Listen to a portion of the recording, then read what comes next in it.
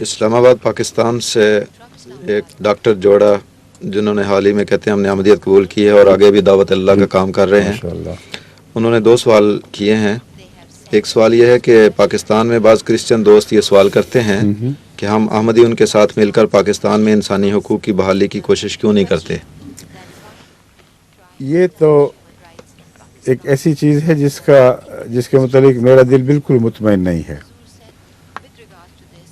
میں احمدیوں کے متعلق جانتا ہوں کہ جب وہ اپنے اوپر ظلموں کے خلاف احتجاج کرتے ہیں تو اس میں صرف اپنے نفس کی حفاظت یا دفاع مقصود نہیں ہوتا، بلکہ اسلام کا درد دل میں ہوتا ہے.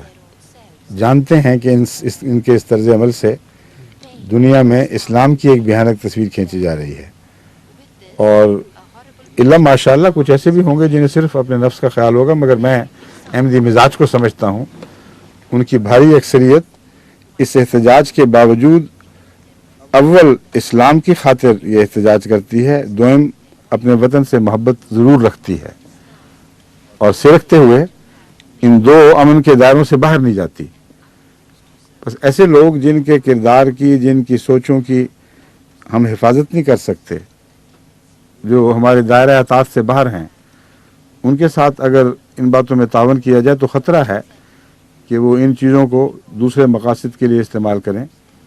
اور پچھلے حالات نے ثابت بھی کر دیا ہے کہ ان کے ساتھ ہاتھ ملا کر کسی احتجاج سے نہ صرف یہ کہ ہمارا روحانی نقصان ہے، بلکہ عملاً بھی یہ لوگ ہم سے وفا نہیں کریں گے. اس کی وجہ یہ ہے کہ جب آرڈیننس جاری ہوا تھا اور جب تک یہ سمجھتے رہے ہیں تمام پاکستان کے عیسائی یا دنیا کے عیسائی کہ اس کا نشانہ احمدی ہیں، انہوں نے ایک چھوٹی انگلی بھی نہیں ہلائی، کسی ابرو پہ خم نہیں آئے، افسوس کا اظہار نہیں کیا، بلکہ اس کے برعکس ان کے بشپ وغیرہ بھی باہر کے ملکوں میں دورے کرتے رہے ہیں اور حکومت کے تائید میں کہ احمدیوں کے ساتھ جو کیا گیا یہی ہونا چاہیے تھا تقریریں کرتے رہے ہیں. ڈنمارک کے اخباروں میں ایک دفعہ بڑی سرخی کے ساتھ یہ خبر شائع ہوئی تھی کہ پاکستان سے آنے والے ایک عیسائی بشپ بتا رہے ہیں کہ حکومت کا موقف بالکل درست ہے، بڑے بیہودہ لوگ ہیں اور ہمارے یسوع مسیح کے خلاف بھی ہیں اور اس کے مدعا ہونے کا اعلان کرتے ہیں. اس طرح ان لوگوں نے یورپ بھر میں پاکستان کی حکومت کا نمائندہ بنتے ہوئے، یعنی ان کے غلط خیالات کا نمائندہ بنتے ہوئے احمدیت کے خلاف مہم جاری کی تھی. بڑی بیوقوفی ہوگی اگر ان سے اس وقت ملیں جب انہیں اپنی ضرورت ہے اور ان کی ضرورت کی پشت پر بڑی بڑی حکومتیں کھڑی ہیں. تو گویا ہم بھی ان کی پناہ میں آئیں گے بجائے اس کے کہ یہ اللہ کی پناہ میں آئیں، اور یہ کسی قیمت پر میں برداشت نہیں کر سکتا.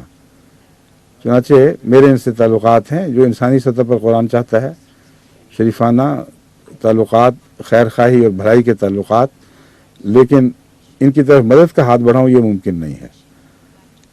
اب دیکھ لیجئے سارے مغرب کی حکومتیں اتنے احمدیوں پر ظلم ہوئے مگر حرکت میں نہیں آئیں، ایک اوپرے منہ سے ان کو باتیں پہنچاتے رہے ہیں، مگر سنجیدگی سے ایسا جیسے ہم اب بالکل برداشت نہیں کریں گے ایسی آواز کبھی نہیں پہنچائی. ایک عیسائی کے خلاف جب حضرت صلی اللہ علیہ وسلم کی گستاخی کے الزام میں عدالت نے موت کا فیصلہ دیا، اس وقت ساری دنیا حرکت میں آ گئی ہے. اس کے بعد شدید احتجاج ہوئے ہیں کہ حکومت پاکستان ہل گئی، ان کو مخفی یہ پیغام دیے کہ تم ٹھہرو ہم ٹھیک کر لیں گے، کوئی فرق نہیں پڑتا.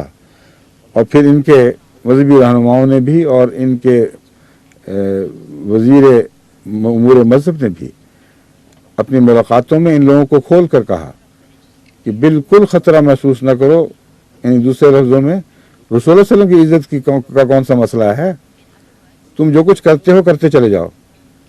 ہم نے تو یہ تلوار احمدیوں کے اوپر سونتی ہے، ان کو مارنے کے لیے یہ قانون بنائے گئے ہیں.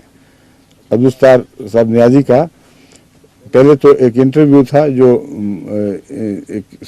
انگلستان کی ایک صحافی کو انہوں نے دیا اور انہوں نے آ کر اس کے مطابق بیان دیا، لیکن پھر خود کھل کے پاکستان کے اخبارات کے سامنے یہی بیان دیا جو میں بیان کر رہا ہوں.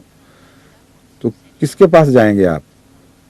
ایک ہی پناہ ہے، وہ اللہ کی پناہ ہے، اور یہ جو تقدیر ہے یہ اتفاقی حادثہ ہے ہی نہیں۔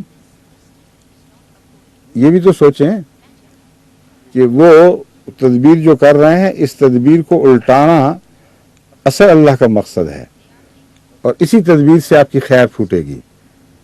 تو جہاں آپ نے اس مضمون کو بھلا کر محض دنیاوی تحفظ کے لیے کسی اور کی مدد حاصل کی، اسی حد تک آپ وہیں اس خیر سے محروم ہو جائیں گے کلیتاً یا جزوی طور پر، جو خیر الہی ابتلاؤں کے پیچھے لازماً آیا کرتی ہے۔ بس تقویٰ کا تقاضا یہی ہے کہ جس طرح ہم پہلے تھے، صرف اللہ پر انحصار، اور دنیاوی لحاظ سے جس حد تک خدا نے اجازت دی ہے اس وقت تک نو انسان کو سمجھانے کی کوشش کرنا، یہی درست طریق تھا، اور یہی انشاءاللہ جاری رہے گا۔